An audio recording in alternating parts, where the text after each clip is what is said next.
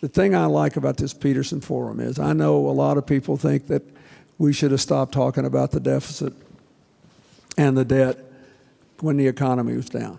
Every time I have come here, I have said that you can't get rid of the deficit or balance the budget when interest rates are lower than inflation, because anything you cut back, you're liable to lose more. You can't do it by tax increases. You can't do it by spending cuts alone. You just can't. On the other hand, to pretend that there are no long-term demographic changes or healthcare drivers here is crazy. And I think that continuing to focus on things like this matters. And I think the effort that one of the things the Peterson Forum has done, and it's really important now because there's been a little spike in health spending this year, is it keeps us focused on these things that will shape the possibilities for America in the future.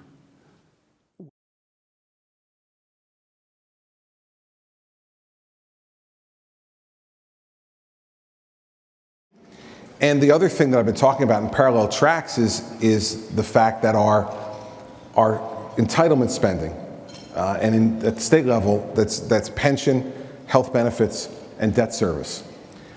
In my fiscal year 15 budget, that takes 94 cents of every new dollar. So when you talk about wanting to invest in higher education or K-12 education, if you talk about wanting to invest in infrastructure, that all has to come out of that 6 cents, and it's not sustainable. We need to do other things like tax reform and entitlement reform in this country to create opportunity for people to have a greater life than their parents have had. That's what I'm for.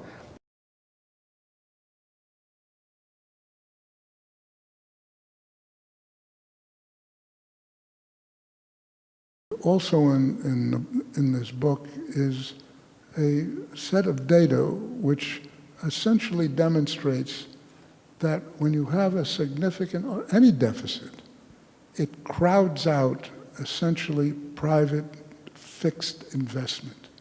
That's what the data show, and I go on to describe internally why arithmetically that is what happens, and the correlations are very high. I mean, you can't get around them. You can't get around the facts.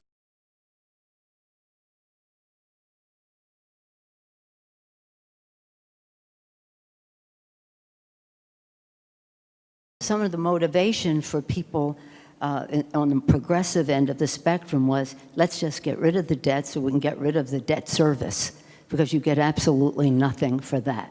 It amounts to a tremendous amount of money. It's no investment. You get no return, and it's an opportunity cost for our investments in education, scientific research, and the rest. And so moving toward reducing the deficit is a priority for all of us in a fair and balanced way.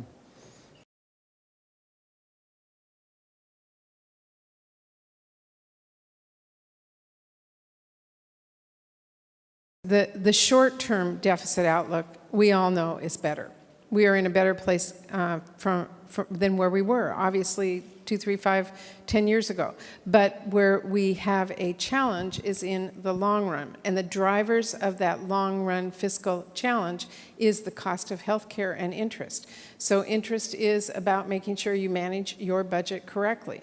And what we all know, Democrats and Republicans alike will say, we have focused all of our attention cutting our discretionary funding, and we haven't looked at the other parts of our budget that have a huge impact, including a tax code and including entitlements. And both of those have to be addressed to deal with the long-term fiscal challenges that we have.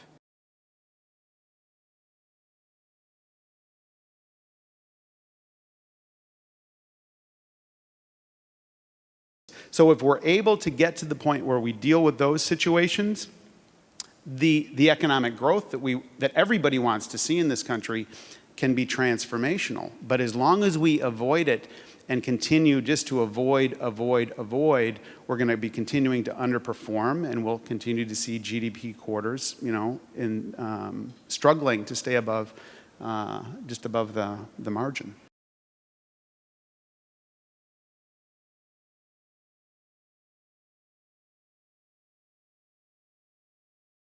The notion is that the debt and deficit is no longer a big issue. It's not going to play in 2014.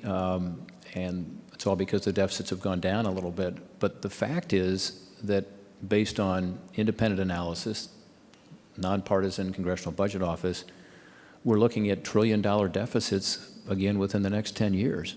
So one, 500 billion seems like an awfully big number to me. Our deficit this year is nothing to be proud of. But more importantly, as the baby boomers begin to retire, my generation, we're going to see these numbers escalate, and everybody knows that it's not a secret. So there shouldn't be any easing off of the political pressure on those of us who are elected to get something done up here. Instead, there should be a lot of focus in 2014. I hope there will be in these races around the country. It's a midterm, so there's no presidential election, but House races and Senate races. And people ought to be asked, you know, do you think this is a big issue, and what are you going to do about it? Because it does affect our economy today, and certainly it's unfair, even immoral, to do to future generations.